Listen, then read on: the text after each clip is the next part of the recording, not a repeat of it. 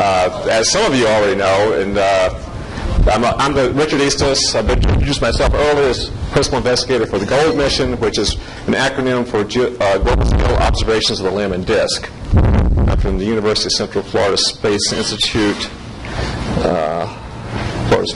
and I'm here today to talk about GOLD. Basically, GOLD is just a minute. We skipped. What happened here? I thought I skipped over it. I'm a little bit too good on the clicker here. GOLD's fundamental mission is to help us understand better what the response to the thermosphere ionosphere is to forcing. We've known for decades that forcing from above, mainly the sun, most of the time. Of course, we all know that at times also the geomagnetic activity due to the solar wind, the magnetosphere plays an even bigger role than the sun, but that's only occasionally. For decades, we've been pursuing understanding this. In recent years, it's become clear that a piece of it that we haven't been appreciating properly before is actually the forcing from below. That there's actually a lot of what we don't understand about the thermosphere ionosphere, about the variability in it, is actually due to the forcing from below, such as tides and planetary waves from the lower atmosphere.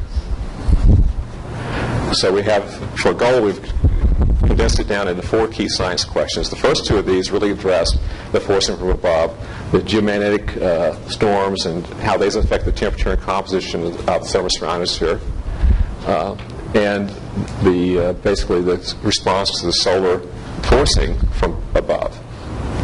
So those are sort of the pieces that we've been looking at for quite a few years, although many times we haven't had all the measurements, or rarely have we had all the measurements we really wanted to do this, to address this problem.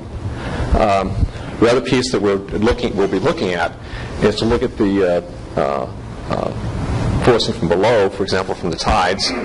I've shown a picture here of some of the differences. This is just from models. We really don't have a lot of information from actual measurements, but from models we have some simulations, have done some simulations of what the differences would be. This is no tides versus having the tides. These temperature differences are tens of degrees, about 30, 40 degrees, depending on what tides you put in and the conditions and everything that one's dealing with. Certainly can be some variation in this, and in the pattern there'll be some variation. But these are significant variations in the thermosphere temperature in the lower thermosphere. Is where we're looking at this. And there's also some composition changes that go along with this. The mission we have designed will actually look at enough precision and temperature to be able to see these changes. And we'll also be looking at some nighttime phenomena that are related to the changes inside the atmosphere, forcing in the atmosphere. We're doing this using a null ultraviolet sensor from geostationary orbit. So really is what's enabling us to do this, address a lot of the problems that we're addressing, is sort of a unique combination. Actually, we've not something we haven't had before. We've had composition measurements before from previous missions, but we never had temperature at a sort of the whole hemisphere at a time. And that's what GOLD will be able to do. We'll be able to image the whole hemisphere at half-hour cadence, look at the temperature and the composition.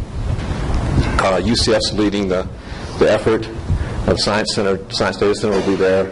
LASP, University of Colorado, where Mark Langton is project manager, and Ben McClintock's institutional PI, will be building an instrument, and we'll be flying that on an SES satellite. The SES does basically communications.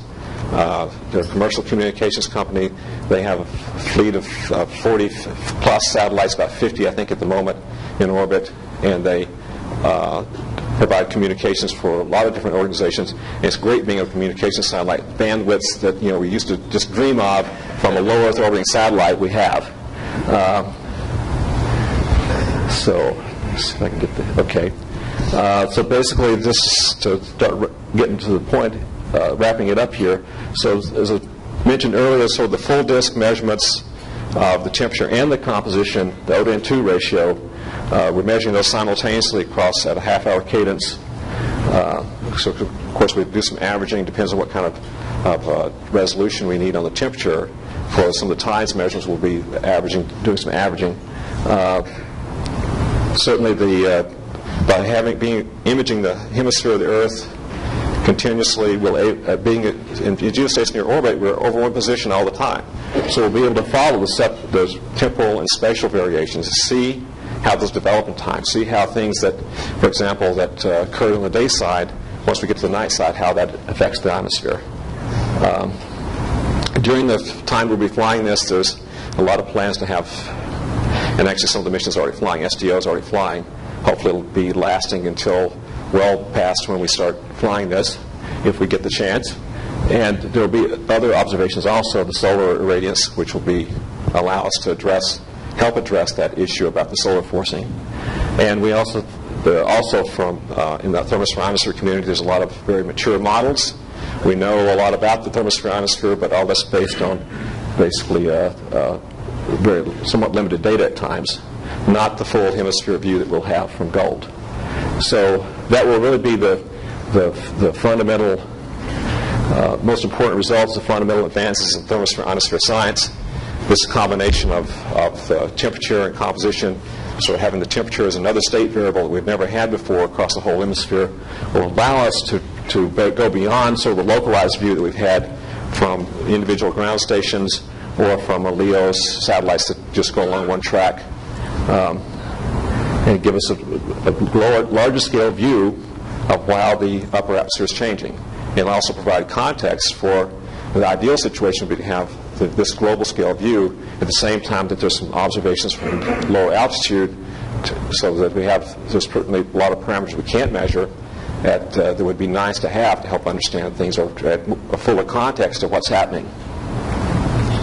At the moment, there's basically a lack of information about the tides and that propagate in the thermosphere, and gold will be a major advance in addressing that issue.